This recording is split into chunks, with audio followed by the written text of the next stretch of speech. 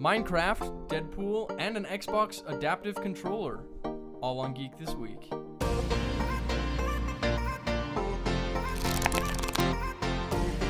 Hello everyone, welcome to this week's episode of Geek This Week. I'm X. I'm Brogan. And we're just going to jump right into it because we got a lot to cover. This week in gaming, as expected from all of Bethesda's leaks, we did actually receive a Rage 2 trailer on May 14th. Though the trailer was little more than an extra teaser for what to look forward to, it did also make mention of an actual gameplay trailer to come as well. Sure enough, as of the following morning, May 15th, said trailer dropped, showcasing some pretty amazing looking gameplay and an open world that seems far more vibrant and alive than that of the first game. It's likely we'll get more details about the game this upcoming E3, so be sure to stay tuned for more information.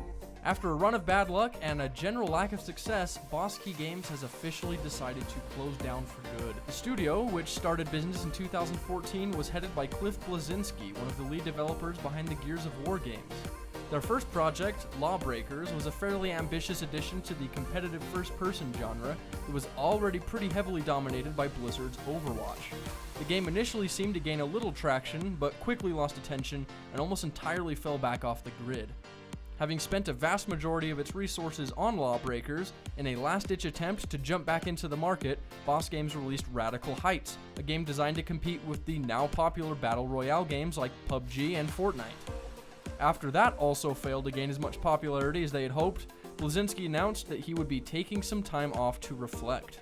It's always sad to see a publisher have to close its doors, so we wish Cliff the best in his future endeavors. Phase 1 of Minecraft's update Aquatic has officially released for all sorts of Microsoft consoles. Since the announcement of Update Aquatic back during Minecon Earth, players have been excited to get their hands on the new ocean content within the already impressive sandbox survival game. The update features a rework of the entirety of Minecraft's notoriously empty oceans, now filling it with shipwrecks, fish, coral, and the ever-elusive dolphins. The update has officially launched for the Xbox One, Windows 10, mobile, Gear VR, Oculus Rift, and mixed reality devices. If you have the Java edition of Minecraft, don't fret. The content of Update Aquatic can also be found on the most recent snapshot. Be sure to check out next week's Geeks Play as we go over all the details of Minecraft's biggest update yet. No Man's Sky is yet again another popular topic of discussion among the gaming community thanks to a fairly simple post from Hello Games. It has been known for a while now that Hello Games has been planning another massive update for the game later this summer to go hand in hand with a release on Xbox One. Well, on Tuesday the 15th, an image was released of the official box art for the Xbox One version of the game, which actually says quite a bit about what to expect, and has many fans of the game on the edge of their seat in anticipation. The artwork features a backdrop similar to that of the original cover, with the Atlas station and all. But the biggest difference is that the foreground now features 4 different characters rather than just one. Each of the characters has a variety of gear in different colors that leads many to believe on top of actual multiplayer, we may get to see some kind of character customization as well. I'm sure this is not the last that we'll hear about No Man's Sky before its July 24th update, so stay tuned to the Geekwave to keep up to date. This week in movies, though the newest addition to the Star Wars universe, Solo, hasn't quite come out yet, the reviews are still pouring in. The movie isn't deemed bad per se, just not great. As of Friday, the movie has a whole 72% on the tomatometer, which is just barely enough to be fresh. While certainly better than many other movies, it's the worst-rated Star Wars movie since Attack of the Clones. Ouch. No matter the reviews, though, the movie still proves to be fun, even though it does have a rather stale third act. Turns out your friendly neighborhood Deadpool has taken over more than just the box office this weekend. Visitors to the DVD section of Walmart started to notice some fairly strange things in regard to the box art of their favorite movies. In a brilliant marketing campaign, 20th Century Fox has replaced the box art from classics like Terminator and Fight Club, even to recent releases like Logan and Assassin's Creed, with Deadpool's face. The movie itself, Deadpool 2, has also turned out to be a box office success, with critics even giving the movie an 85% on the tomatometer as of Friday. If you're looking for a raunchy, comical, anti-hero film this weekend, Deadpool is definitely for you. This week in tech, with the rise of fitness technology, jokes have started circulating online about a pair of smart sneakers that'll do everything for you. Well, that joke may not be merely a joke for much longer, as the company, Xiaomi, with the help of Amazfit, has received enough crowdfunding to do just that. The shoes, known as the Antelope Footgear, utilize the Mi Fit mobile app, which connects to the shoe's dedicated movement sensors to track the wearer's activity. The shoes will obviously be able to track the number of steps taken or distance traveled, but they will apparently also monitor things like foot strike and touchdown times, which help people alter how they run to help them get the most out of their exercise without hurting their feet. The shoes have currently only been distributed to select locations throughout Asia as a sort of test run, pun intended. And if they turn out to be successful, we may see them just walk on over into America as well.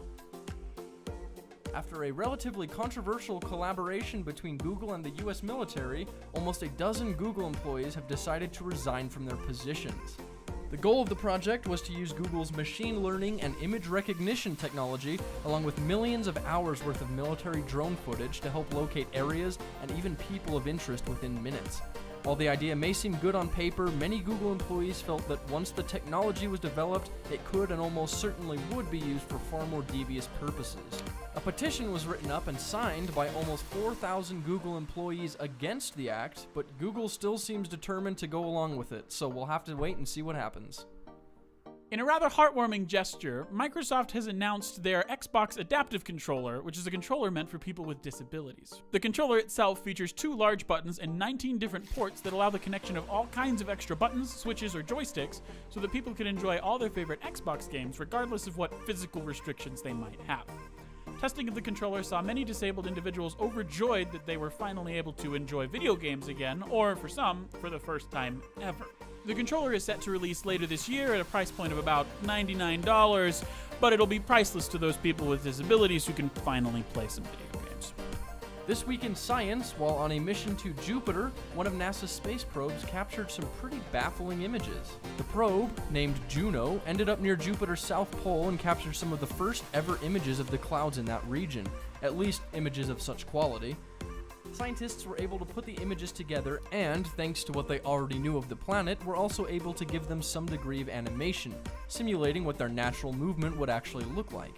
The results were breathtaking and even psychedelic. These images just put us one step closer to understanding the atmosphere of such a majestic giant. This week in pop culture, it appears someone may have duped Stan Lee into signing away his likeness to a company in China. The company in question, POW Entertainment, is now under legal fire since the former Marvel Comics editor-in-chief has filed a $1 billion lawsuit against the company. The lawsuit, filed Tuesday, states the defendants forged or fraudulently obtained a signature from Lee. His former business partner in charge of the company, Gerardo Olivares, has already been under legal trouble for allegedly transferring $4.6 million from Lee's bank account without his permission. Stan Lee has certainly seen his fair share of legal battles, so here's hoping this is one he can win. And lastly, in a bout of good news, the Senate voted on Thursday to reverse the FCC's decision to end net neutrality. The controversial decision came via a 52 to 47 vote, and while this alone doesn't have enough weight to reverse the decision, the House of Representatives will be voting on it soon. If the bill to reverse the Restoring Internet Freedom vote goes through the House, it will also have to be signed by the President to take effect. As of right now, these advocates of net neutrality may not be the heroes we want, but they are certainly the heroes that we need. And that is going to be it for this week, folks. Like we said, we had a lot of stuff to go through, so be sure to like, subscribe, and let us know in the comments what you thought about some of these things. And with that, we'll see you geeks next week.